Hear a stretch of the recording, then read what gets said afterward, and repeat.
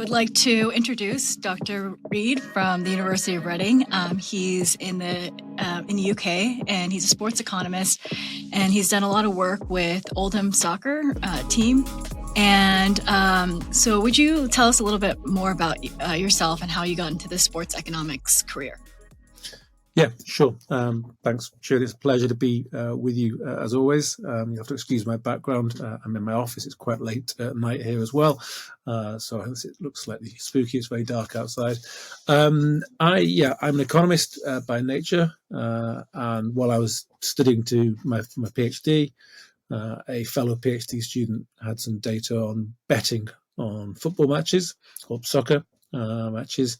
And because I was doing time series econometric work, kind of macroeconomics type stuff, she asked me if I'd have a look at this data. We eventually published a paper looking at the efficiency of markets using that data and published it in a good economic journal. And that told me that you can use sport and you can think about sport and it can be economics as well. And from there, that's kind of what I carried on doing. I published lots of papers in mainstream economics journals using sport essentially as an illustration. So in economics, we have all sorts of concepts that we're interested in. Sport has lots of data. And so what we can then do is we can measure lots of these concepts that are quite interesting to us, like market efficiency. And so that's how I got to this point. I've always been a big football fan. The shirt that I'm wearing is the shirt for my team, Oldham Athletic, as you mentioned, Shun. And about a year and a bit ago, I happened to be at a game and met the chief executive, and he said, well, let's get you involved in doing data work with us. And so since then, I've been doing all sorts of different things with the club, aspects of different strategies and things like that. But the main theme has been essentially analysing data and trying to help the club make better decisions. Yeah, so you probably get this question a lot as well. You're I know that you're a runner as well. You've done several marathons. Only one marathon, lots of half marathons, but only one marathon. One marathon, but you're now training for maybe another one. So we all run in groups and, have conversations, and then you bring up sports economics. And, I get a reaction of, what is sports economics? How do you explain that? Like I explain in my classes, you take these economic concepts and, there's also these statistics, but how do you explain it? What's your perspective after so many decades of just, teaching this, researching this, having conversations, and you work with a lot of, you have a lot of partnerships that you'll discuss as well. You discussed Oldham as well too, but please tell me how you explain it. I would kind of always define economics, if someone asked me, as basically decision making. We study decisions that people are making, decisions that they're making with scarce resources, and the decisions have outcomes. And those outcomes we often think about as distributions, allocations of resources, things like that. And so if we think about economics as that, then, sport is a collection of people making lots of decisions, making them under lots of pressure, uncertainty, and lots of fiercely competitive environments as well. And we see the outcomes. So thinking about sport is a very natural thing. You can start to think about, sport is big business. So that's one way in which you can justify the economics of it. And any kind of big business, decision making is a big part of that. To succeed in any kind of business environment, you've got to be making the right kinds of decisions under time pressure, resource constraints, and so on. And so sport fits that bill. The thing I personally think is brilliant about sport from the perspective of understanding decisions and outcomes is just that there's so many of them and they're all recorded. We know in all these sports, if it's a team sport, we know who was playing, who was selected to be on the team on the day. We know what changes were made, what kind of tactics were used, and we know the outcomes. And these outcomes and these matches are happening all the time. There's a bunch of games happening here in England tonight. There was a load last night. I was particularly happy. My team won last night, so I was very happy. And that was a function of a lot of decisions that were made by the team in advance of the game. And this is the same for all teams that engage in any kind of sport.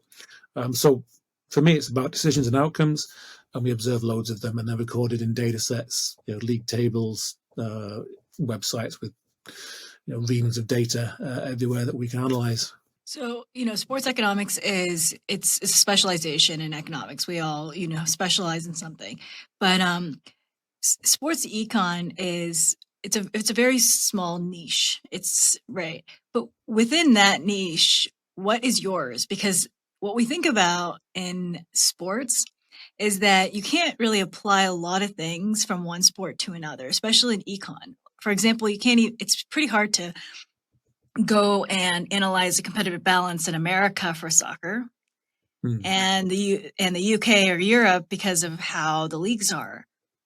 But what's yours? And I know that we mentioned, you do football, but what is it specifically that you look at?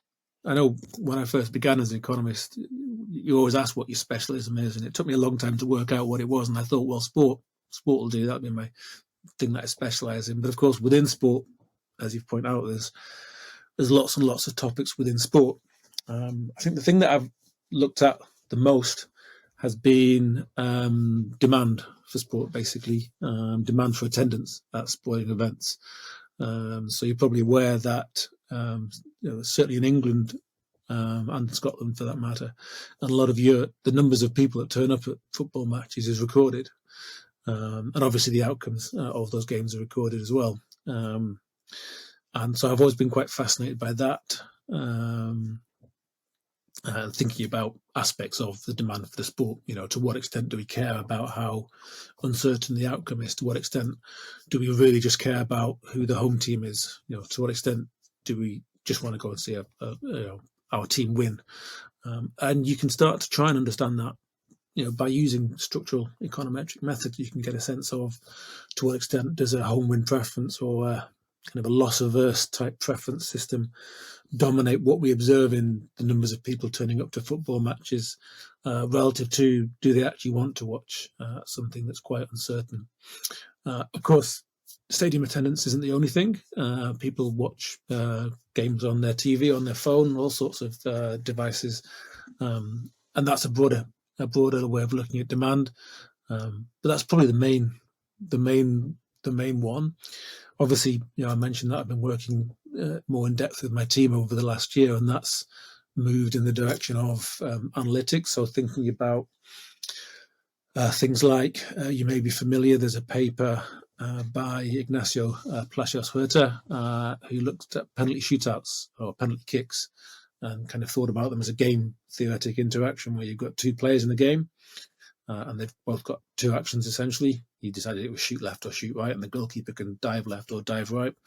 And because the penalty is such a short distance, they've got to make their decisions simultaneously. So this satisfies a lot of conditions of famous game theory situations like the prisoner's dilemma and so on. And so these are strategic decisions that you can then look at because you've got thousands and thousands of penalty kicks happening all the time. And there are other decisions in a football match. There's corner kicks. What's your strategy from a corner kick? What's your strategy when you've got a free kick? To even whilst you're in the game, you're a striker and you're bearing down on goal. Do you choose to pass to your fellow player, or do you choose to have a shot on goal? And what's the best option? And even if that's always the best option, should you always play it, given that a mixed strategy might be a better idea, given what your defenders, what your opponents might choose to do? So I've begun to move a bit more into that direction more recently. But I think most broadly, I find the whole thing fascinating, and I wish I had more time in the day, to be honest, because there are so many things that I'd like to look at and just never have enough time to finish them all off. Yeah, whenever you think about demand, even when you teach introductory economics for demand, you have these factors that influence the demand curve. But in the real world, there's just so many things that go into it. But for sports, it's like every single game and every single team sport is just so unique that it's sports economics, especially demand and supply, but mostly for the ticketing, all of that for the teams is very useful. But you also brought in, whenever you talk about sports economics, you're always thinking, okay, you're thinking about that consumer demand, but then you're also thinking, okay, what about the players? And you were talking about, game theory with there's sports economics with, the player and their strategy behind it. I thought of min max also. Yeah, But yeah. so I always talk about how there's like basically two markets. You're looking at that labor market for the athletes, and then you're also looking at the market for the tickets. But it's not very. There's so much to do it to go into, especially in like the modeling. But yeah, I find that fascinating as well. All right. So I think, the most interesting part here is, what teams do you work with and why do you work with them?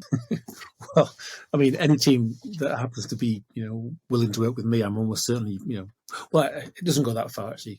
I'm working with my team because it's my team. It's been my team my whole life, and it's an honor and a privilege to do that and to try and help them do better.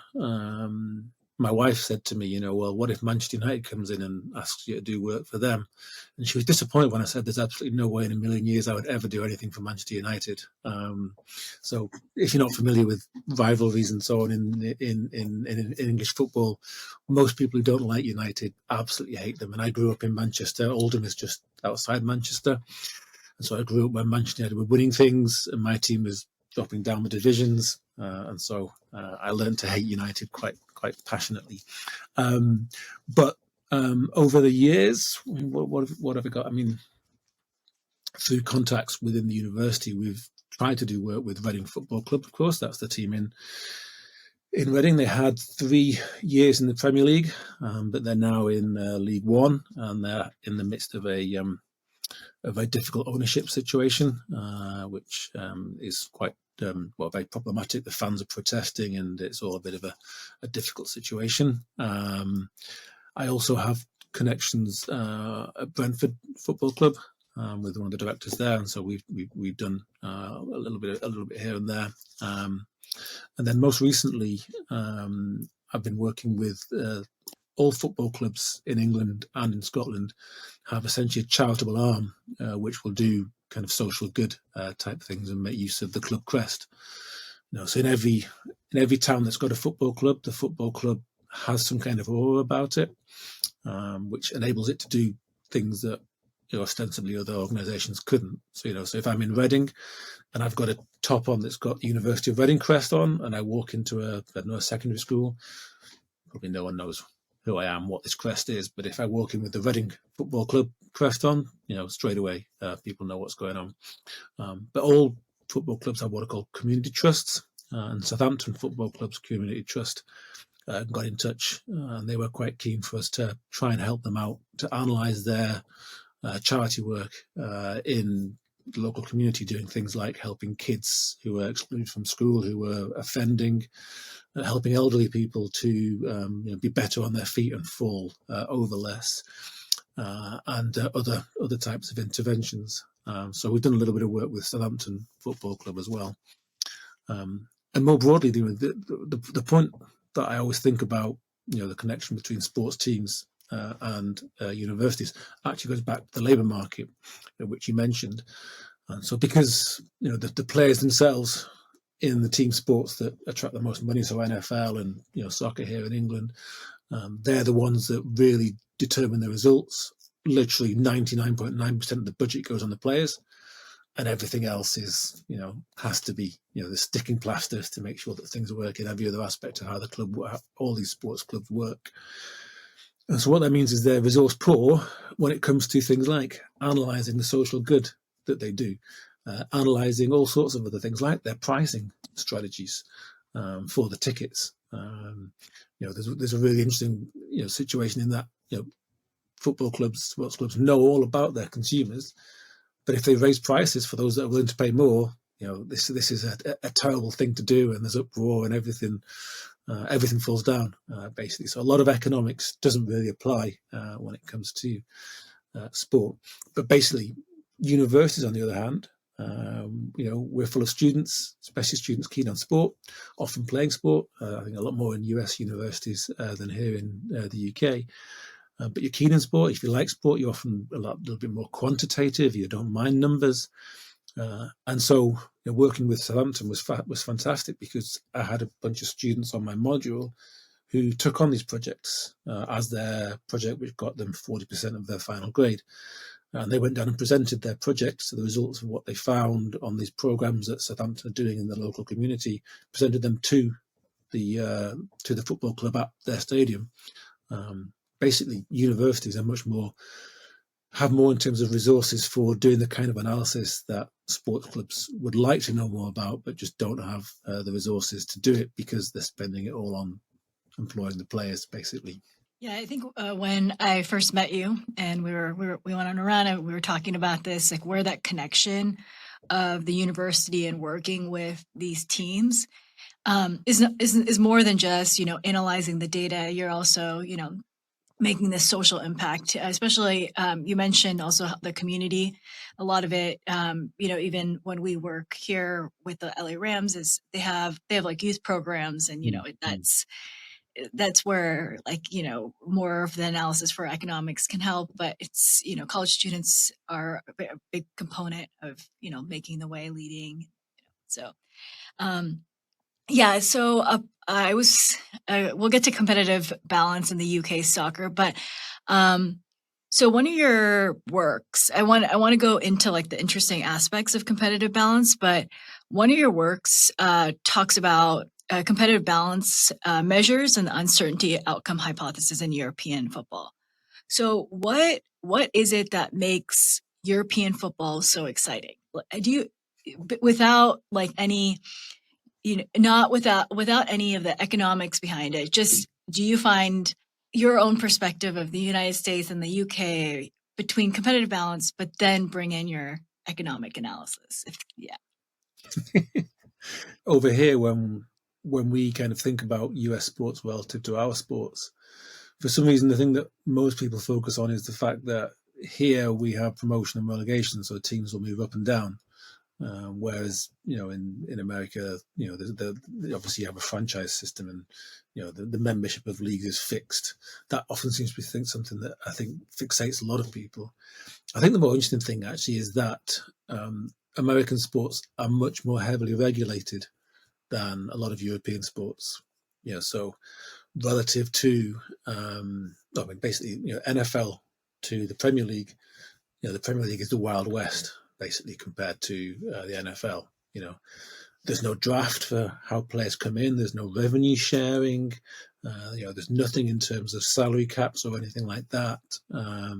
It's a real kind of Wild West, essentially. What happened in English football, but a lot of European football, is that over the years, regulations, all these kinds of regulations have been stripped back and abandoned.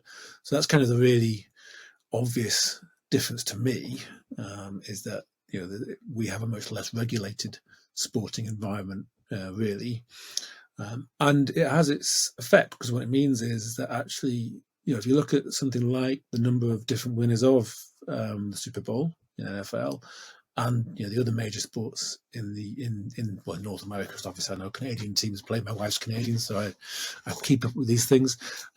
Lots of different teams win the competitions, whereas here, when you look at England and football, it's Man City. It's been Manchester City for the past 4 years. Before that, it was but basically you have long dynasties of teams winning things. You look in Scotland, it's always Rangers and Celtic. You look in Spain, it's always Barcelona and Real Madrid. France, it's always Paris Saint-Germain. Germany, it's always Bayern Munich. Italy, it's always Juventus.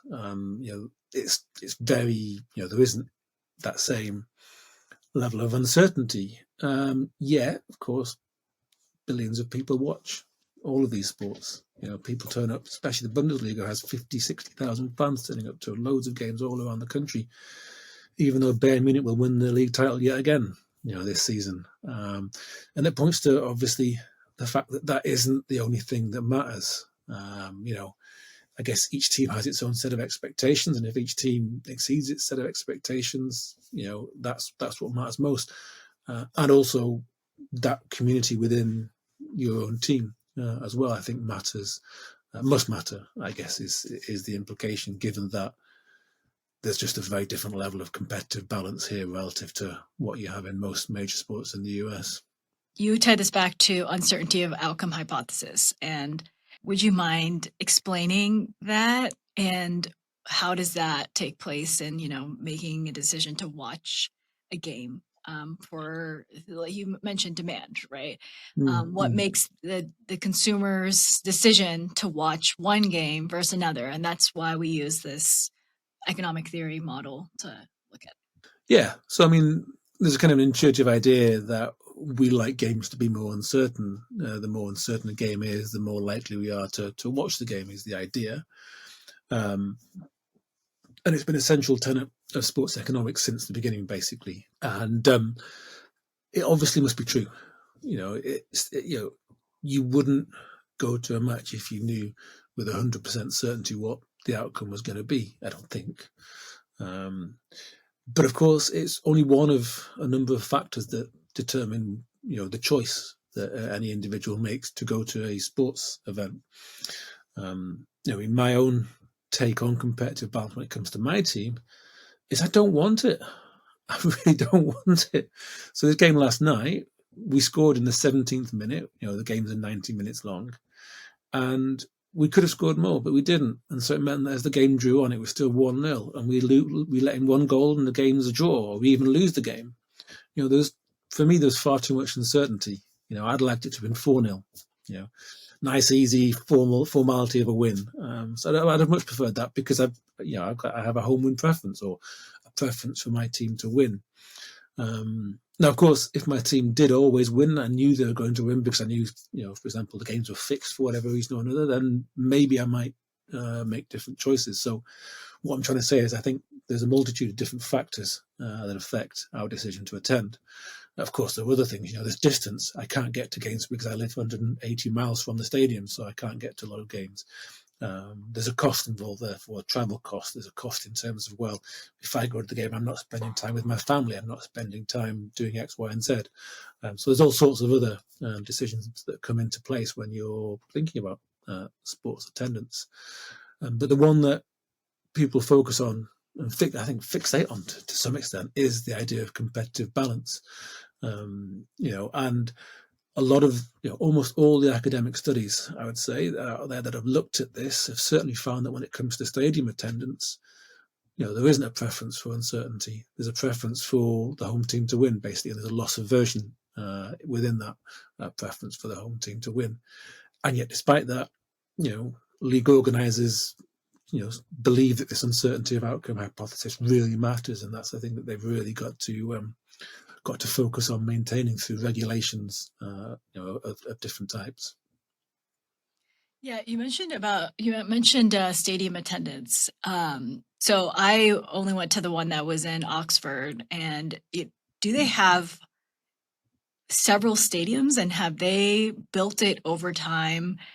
And do you think it was good? Do you think it was a good investment and like for the economy, maybe one that was built like recently? And we're doing some similar research together as well. But it's more on the teams. But what about the stadiums? If they build a stadium, especially in the UK, a lot of them have few local teams. But how is it positive? Was it not a good outcome? What were you guys kind of thinking? Yeah, so I mean, I think you're right to ask questions about stadium finance. I think this is a big thing in the US. And it's kind of interesting. I know this is a big issue because I talk to lots of US economists who are sports economists. It's not something that is on the radar for sports fans here. If they were going to say, here's the difference between UK sports and American sports, they wouldn't say stadium finance. And I think, I don't know why that is. I think it's possibly just because we don't necessarily care as much as you might do about where your tax dollar is going. And it's always been my observation that Americans are much more concerned about, what governments are doing than we tend to be over here.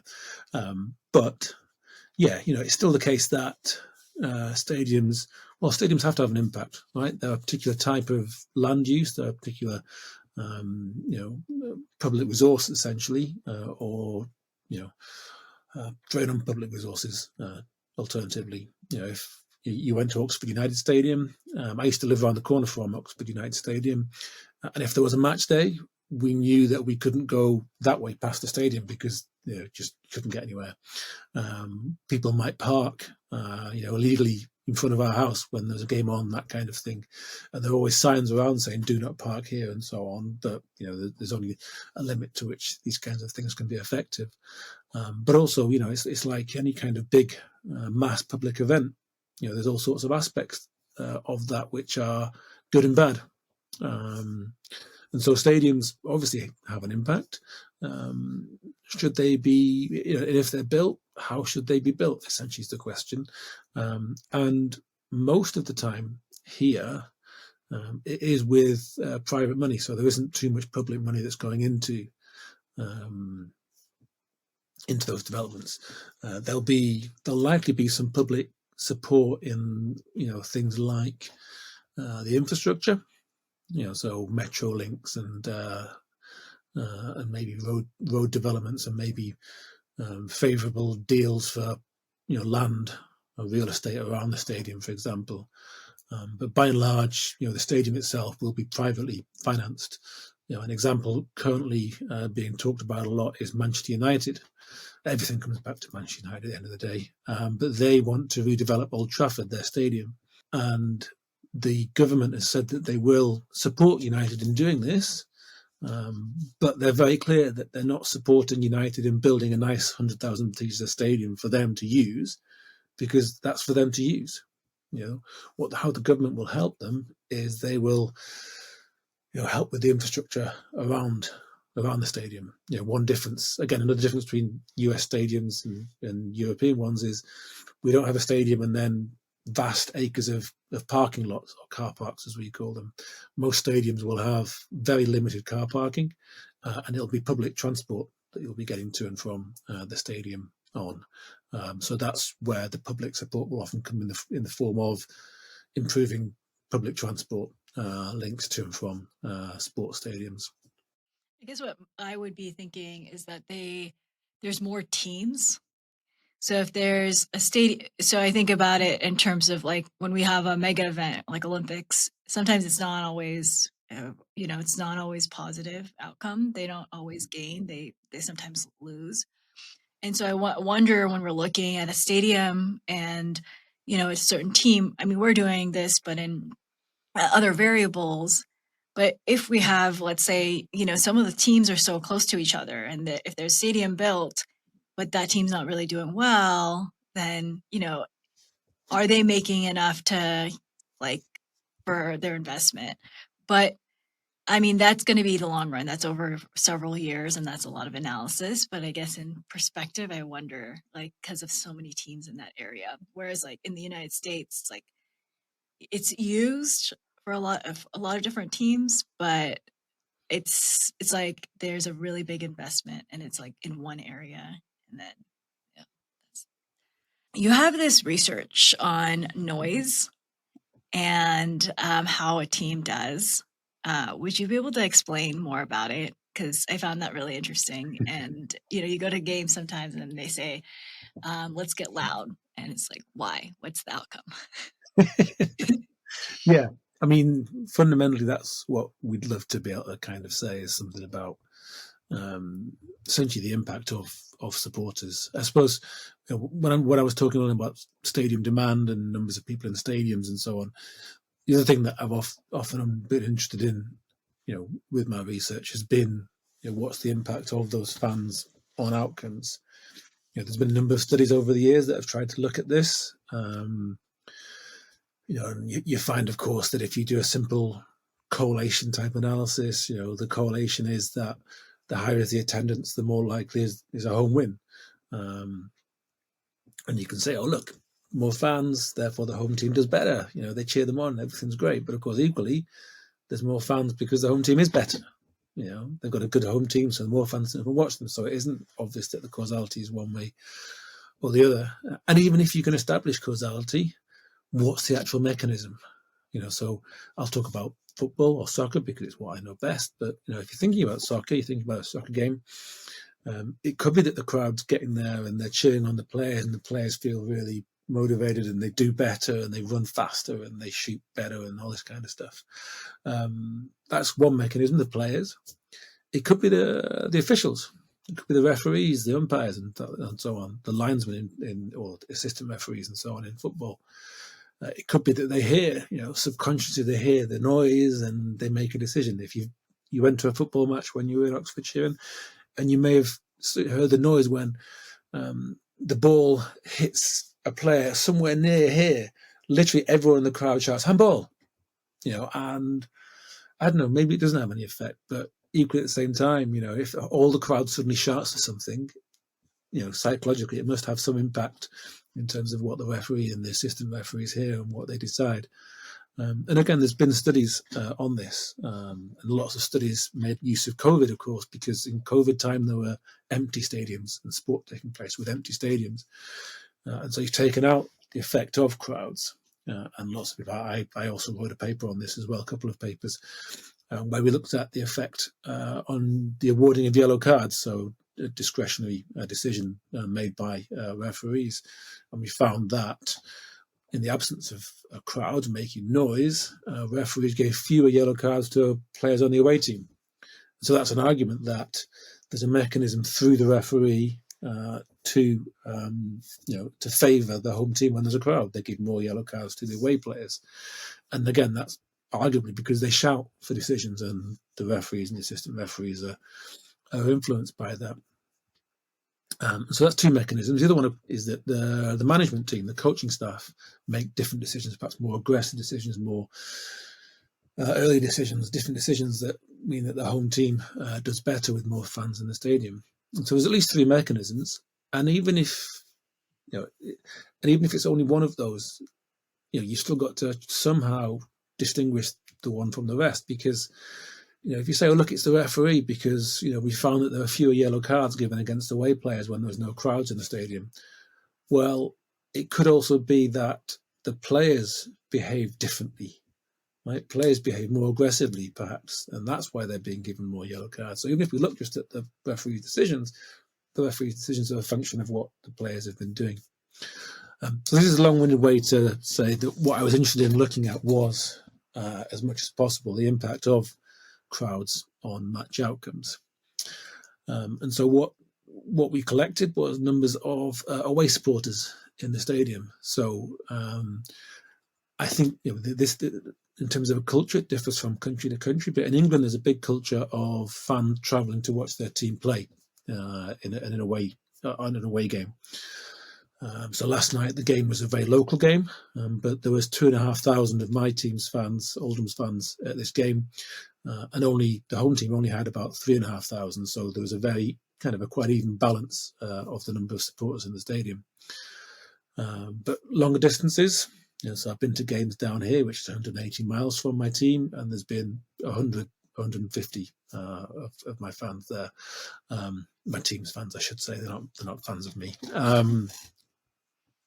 And if there's only a few fans, you imagine they can't make quite as much noise and they can't influence things. So basically, we've collected all these numbers and tried to have a look at whether we can tease out any kind of impact from that. The reason why I guess the noise comes into it is that kind of optimistically, I thought that we might be able to try and learn a bit more about that mechanism. With the analytics revolution, it of course began Moneyball, sabermetrics, and so on. It began in the US with an analysis of baseball and these games where there's much more regimented structure and plays and so on. But eventually, analytics has taken over in football as well, and soccer, and so every game has thousands and thousands of lines of observations and detail about what that was. It was a short pass. This was the angle of the pass. This is the technique of the pass and the outcome of the pass and so on. And exactly where on the field that happened, all this kind of information. And so that enables us to start thinking, maybe we can look at really in-depth decisions that players might make. Some players play, on the edge of the pitch, so they're close to the fans. Maybe they play differently when there's more fans there, when there's fewer fans there. Where are the fans? Are they behind the goals? Are they down the sides? And fundamentally, of course, noise. Are they making a lot of noise or not? And the reason why I'm a little bit reluctant to think about it as a project on noise, because we can't measure noise. All we can do is infer what the noise probably was, the ratio of the noise, from the home team or the away team. But fundamentally, the idea is to get at, is there an impact? Is there an effect? Are players actually encouraged? I mean, when I watch the game, when I watch any game, I find it hard to believe that if you're a footballer and you've got the ball, and you're a player that plays on the wing, they're often the kind of player that does a bit of trickery, goes past someone, and then they're through on goal, and that's exciting. The crowd makes a noise, and I don't know, I find it hard to imagine that doesn't have an effect. Sure, and you run as well, and you've probably run organised races, and when people are there to support, it makes a difference. Before I ran my first half marathon, I thought, I'm going to hate all this noise, all these bands by the side and all this kind of stuff. But I loved it. It just keeps you going. It really encourages you. And especially when you've got a name badge and it's got a number and it's got your name on it, and they call out your name as well. A random stranger calls your name, and it's really encouraging. So I imagine it has to have an effect. And so, the project basically is to try and see if there is an effect. And the problem is, even if there is an effect, it's still hard to get around the fact that, for example, if you find that, which we have, a team with more fans takes actions further up the field, so more advanced, more attacking actions, it's still very difficult to distinguish that from the fact that a better team will do that as well, and a better team will have more fans. So, yeah, it's still very hard to get around this fundamental, which way does causality actually go? Is it from, the fans encourage the team to be better, or a better team attracts more fans? And so, don't think we've quite solved that one yet, but we're using more interesting data to do so. But you also use an econometrics methodology to tease that out and try to figure it out, which is an instrumental variable. Yeah, exactly. So the technique of instrumental variables is to try and isolate essentially the causal component of any relationship. And so what we're looking for in these situations, so we've got the fans in the stadium, and we've got the players doing something more, and what we want essentially is something that's correlated with the number of fans in the stadium, but not with the action on the field, other than through the effect of the fans on the stadium. And I think we use the distance between the two clubs on the basis that would affect the number of fans that turn up. But in principle, it shouldn't affect football players. They're professionals. It doesn't matter if they've travelled 50 miles versus 100 miles to play a football match. Maybe. Yeah, so this kind of leads me to the next question. So I know that you watch football, soccer. What are other sports that you watch, and do you actually, when you go to a game, do you analyze it in an economics perspective? Are you kind of thinking, for example, the noise, did that come up from actually being, I mean, the running part that you were talking about does make sense. That actually, in a race too, right? We do faster. We're faster in a race. And you wonder, is it the people that you're around, the pace, or is it also, or is it the people around that are making noise and the people that are running with you? Same idea, but do you ever analyze it in a different way? Or like when you started, maybe? Yeah, I think I'm more likely to do that when I'm watching a team that's not my team. When I'm watching my team, it's all about, I'm totally engrossed in the action and just, desperate that my team actually does well, and it has a weird effect on you. I'm sure you're probably familiar with this. When you're watching your own team play, you're somehow immersed in the game in a very different way. I think if I'm watching another game, if I'm watching a Premier League game versus my team, so my team is in the 5th division, so it's quite some way below the Premier League. And so when I watch the Premier League, the thing that strikes me is it's a very different quality. The level of quality is considerably higher. The level of athleticism, and so on is just dramatically different. And I think, therefore, when I'm doing that, I am thinking more about the economics of that. I am thinking about, what led these people to be at this point in their careers, because they are they are on their career. I think a lot of sports fans probably don't think about the players from their team as, people trying to earn a living, just trying to make ends meet. So I think I probably do think more about things from the perspective of an economist than possibly the average fan. But I certainly only do it when it's not my team.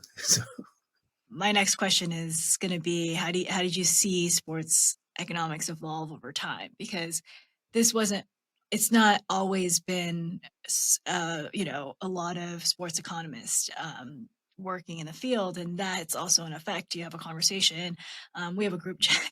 So I read it too. I know what's going on in that Europe, and you guys are analyzing some, like what just happened in a match. But how has it evolved over the years, and what major trends are maybe shaping the field today? Yeah, I mean, I think so. As I kind of, I guess I kind of said at the start, well, I didn't really say it out actually. But, I guess if I was explaining sports economics, as you asked me at the start, to someone that wasn't an economist, I would say something like what I did. If I was talking about sports economics with someone who's much more of I guess, an academic or an economist, I'd say, well, there's two aspects, and one is that we use lots of data in sport because sport produces so much data, and we use that data to tell us more about economics, about how we make strategic decisions and this, that, and the other. And then the other side of it, of course, is we apply economics to sport. We think about scheduling of sporting events, and we think about the labour markets in sport, and we use our economics to essentially make proposals and try and improve things in the area of sport. And I think those have always been the two areas of sports economics. And I think what's interesting, of course, is, as you say, how things develop. And the seminar series that I organise, kind of in part, I did that. I did it because the pandemic began, and I wanted some way to keep in touch with people, because I knew we weren't going to be seeing much of each other for a while. And usually the way academics operate is you meet for conferences usually every summer, European or Northern Hemisphere summer. And so I started off then, and I've carried it on mainly because it's helped me to have a real sense of what's going on in the field. It's really important when you're trying to do research, of course, to know what other people are doing, so you don't replicate what they're doing, and so that you might develop what they're doing as well, but also so that you might spot niches and do new things that other people aren't doing. So, I guess I probably am slightly better able to give a sense of where sports economics is than I might have, 5-10 years ago. I think it remains very much the case that you still have people trying to make really interesting observations about the world using sports data. So things like discrimination in labour markets is a really common theme. I've got a paper from many years ago now where we looked at yellow cards in football, and we found that they were being given more to particular black players who originated from Africa rather than black players in England that had been born in England and therefore raised in the culture of England. So you can, because you've got so many observations on things, you've got loads of data on which to establish discrimination. Is it statistical? Is it some other kind of discrimination? So there's still a lot of that goes on, and ever more creative. I think there's a really wonderful paper at the moment looking at the impact of community centres in areas, and the closure of community centres on crime and different things like that. So there's still quite a lot of that. An increasing amount, of course, makes use of the in-depth analytics type data that's available for many different sports now. Again, to make these kinds of observations. I think probably the main thing really is that it's that sports economics becomes ever more applied. I mean, it's always been an aspect of applied economics, as you said at the start. It's just another application of economics. You could apply it to wine. People do wine economics. People do other kinds of quirky applications to different sectors, tourism economics, for example. So it's always going to be a little bit like that. But I think to a large extent, it kind of feels like a lot of the theoretical contributions have kind of been made by now. Ideas of the uncertainty of outcome hypothesis and ideas of the impact of a salary cap on competitive balance and all these kinds of other ideas in theory. A lot of them seem to have already been made. And a lot of what sports economics really is finding new, more imaginative, more interesting data sets to basically look at, well, what's the impact of this kind of change? What's the impact of this difference in circumstances on the way in which people make decisions? I feel like sports economics, when you also look at just economics and how it's evolved, it used to be a very theoretical and model focused, and I feel like in sports now it aligns really well with the fact that it's empirical and all this data that's available. You did make a point about salary caps and revenue sharing. You talked about revenue sharing before, but when we're doing this research, we're not just, we're trying to inform policymakers, but how does sports economics help with, stadium financing, salary caps, revenue sharing, or other aspects? You like to think, of course, you're a sports economist, and so you like to think that the things that we do have a real difference, make a real difference. I've become a little bit more pessimistic over recent years. So, we observed here in the UK, we had Brexit, 10 years ago now, nearly. And the debate around that really emphasized to me that, there's a famous quote by one of the leading politicians at the time. He said, Britain has had enough of experts.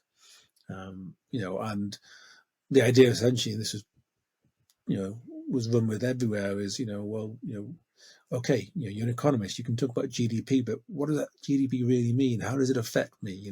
What does it mean? And so I've kind of become a little bit more, I guess, I don't know, not necessarily cynical, but a little bit more kind of downbeat about necessarily the impact that we as sports economists can have necessarily. Especially when, as we often do, we kind of come out with counterintuitive suggestions. So I think for a lot of people, I think for the average person, the local government subsidizing, the location of a sports franchise in their city, to the average person, I think that's a good thing. And so I think then they're a little bit, taken aback when a sports economist comes along and says, no, it's terrible. Why are you spending all this money on this thing that benefits a small number of people and benefits the owner of the sports franchise more than anyone in the city itself? And so when we often come up with these counterintuitive suggestions, it means that we don't get listened to quite so much. And I see the new president Trump threatening to put large tariffs on the US's closest trading partners, and that flies in the face of all economics. The first thing that we teach in economics says this is really not a good idea, and it doesn't seem to have much traction. So, I guess to go back, can we have an impact on things like sports stadium finance? Can we have an impact on, bigger picture issues? I guess I would still like to think so. I'd like to still be optimistic, but I am a little bit, I'm a little bit, I don't know, concerned, let's say, that maybe we won't ever really have that much of an impact. And to some extent, when it comes to stadium finance and Olympic Games and so on, there is something that we can't necessarily measure as economists. So again, with Olympic Games, like with sports stadium finance, we generally say as economists, well, it's probably not worth it. The amount of money that's spent and so on, it's probably not worth it. But I was here in the UK when we had the Olympic Games. You'll have the Olympic Games in a few years' time there. And it's amazing. It's absolutely amazing. There's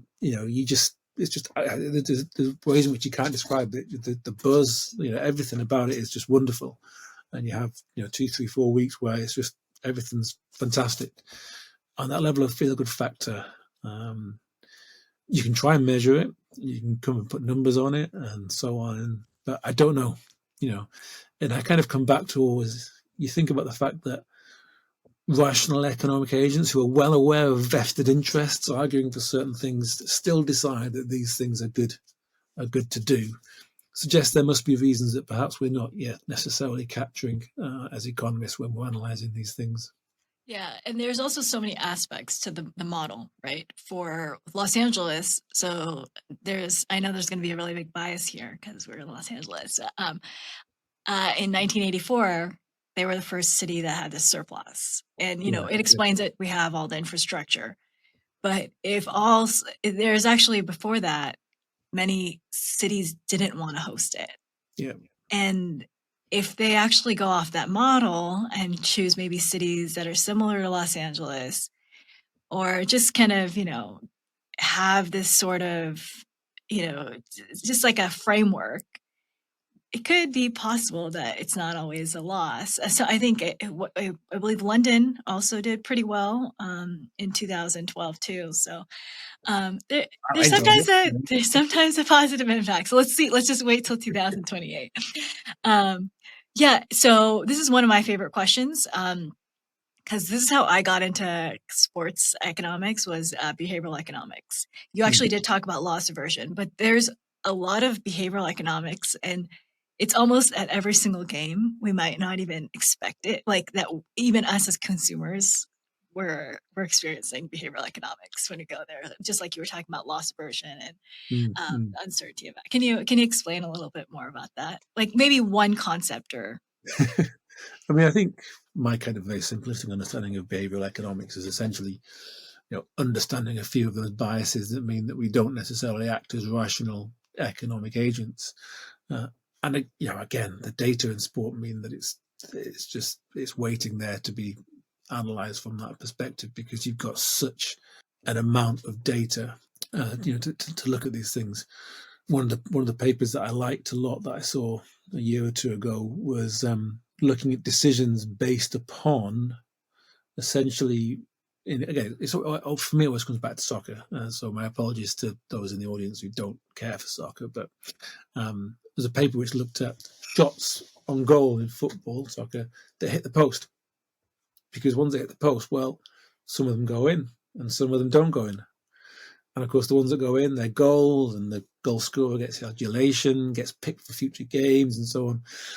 The ones that go out, maybe the player doesn't get selected for the next game, and careers are different as a result of pure luck, basically. And I thought that was a really nice setting because, you are literally making decisions based on something that is really, a lot of these metrics that you think are useful. Does that striker score goals? Yes, probably long term you can get them, but you often don't get those long samples in sport because it's each game comes and each game is very salient, and decisions are made based on that game. Or the last game he wasn't very good, he didn't score, therefore we won't play him in the team this time around. These decisions can have fundamental effects on player careers. Whether they then go on to become a Premier League player or whether they slum it in the fifth division, playing for my team, for example. Can to some extent be a function of these very lucky decisions one way or another. And there's another nice paper more recently kind of looking at the recruitment that goes beneath. Obviously if I play a player or don't play a player, I have to have recruited them in the first place. And I've got to make decisions about recruiting based on what I think this player's going to do in my team. So, I see a player, he's currently playing for some other team, and I think he'd be good in my team. But there's so many different variables there, right? He's got another 10 players alongside him. He's playing a different system for that team. It's a different part of the country with a different number of fans watching, different contract length, all sorts of different variables. And so what all that means is that you don't necessarily know how productive that player is until they're playing for you in their team, by which point you've contracted them for some length of time, wages committed, big costs involved. And maybe it just turns out he's really not suited to your team. And that's a lot of money down the drain. And so you've got, again, kind of the implication is that therefore you imagine that sports teams, when it comes to players and coaches as well, will probably be quite risk averse in their hiring patterns, because they don't really want to take a risk on a new, attractive, up and coming new talent. Better to go with the proven, trusted, older, person that's been around the block, much more established. One of the papers that actually I was fascinated by in behavioral economics was the hot hand fallacy. It's Mm. that it, in basketball. I'm bringing this up because we just had a trade that was very um, you know went around the news a lot. So, but the hot hand fallacy, that's been work bit for several years, and they've looked at it in basketball. But I mean, if you look at a different sports, there could be different findings as well too, just because of the way the game is. Basketball is really fast. The way they're shooting is different compared to, let's say, like soccer or even football. Or Mm. I play field Mm. hockey, so that's how I know it. But yeah, I think that hot hand fallacy and behavioral economics is really interesting. Yeah. And then have you noticed a difference in sports economics between major leagues and then smaller leagues or emerging sports markets? The sport I watch my team play at a, what I guess you'd probably think of as a minor league kind of level. It's 4 divisions below, it's 100 teams below the Premier League essentially, and there are quite dramatic differences. And then once you get further down, of course, the differences become more marked, because these players, the further down you go, are only playing on a part-time basis. They're semi-professional. They'll have a day job, 9 to 5, where they're even economists working at a university. Then one night a week they'll train, and then on the weekend they'll play a game. And so you've got this whole range of. I mean, I think the thing about, again, it goes back to this European sport model, where it's there's more of a kind of a full spectrum, if you like. It kind of goes from the elite all the way down to you and I putting together a team in the local park. In principle, you can do that, and you can get promoted and keep getting promoted and end up in the top division of the country. And so that means that you kind of observe these differences as you go along. And there are, of course, websites that give you data on the dog and duck put playing, the shipbuilders team, whatever it is. And so you can analyze this. And one of the things that I find quite interesting is that the major difference, if you go from the Premier League down to the 10th, 11th, 12th, 13th, 14th, 15th division, is that there are fewer draws. So you remember, I suppose that's another thing that's different about European sport to American sport. We have tied outcomes, where neither team wins the game and they go home without having won the game. But those kinds of outcomes, they just happen less and less the further down you get. The more amateur, the more part-time, the less skilled players are, which I think is quite interesting. And I don't really have an explanation for that. But that's certainly one difference that I've noticed. The home team still wins about 40% of the time. But the difference is, when you're getting really far down, the away team wins about 36, 37% of the time, because there are no draws. Whereas if you go Premier League, the home team wins about 45% of the time. There's about 25% of draws, and the rest are away wins. But the number of draws just really drops off. I've asked you several questions about sports economics, but where do you see the future of sports economics? Where do you think it's going to go from here? It's a very big question. I like the idea that we'll just keep on chipping away at different ideas, because I think what seems likely to happen is that, we'll keep on playing sport. Sport will keep changing in incremental ways, as it has done over the past 100, 120, 130 years. And we'll just keep chipping away at ideas, and hopefully more data keeps on becoming available, new novel insights that that help us understand a little bit more about fan preferences. I mean, right at the start, I said one of the things that we economists like about sport is there's lots of data, but we still always want more. So the demand for attendance, the numbers of people attending the stadium, we've got those numbers, but we don't know what they all paid to attend. We also don't, and even if we know even if we know what the average price was, you don't know what each individual paid. You don't know how far they travelled. We don't know all sorts of different aspects of what they're doing when they're attending a game. So there's always a demand for more data. Novel sources will probably come up. I like the idea that we'll work more with sports teams. So you and I have talked a bit about how you tried to work with the LA Rams and so on, and I think that's, to me, is a really promising area. I think because we need sports economics, and we need as academics to be relevant in the real world. I think I observe what's happening with governments around the world becoming ever more. It feels ever more populist and doubting the value of universities and higher education and so on, and questioning things that we do.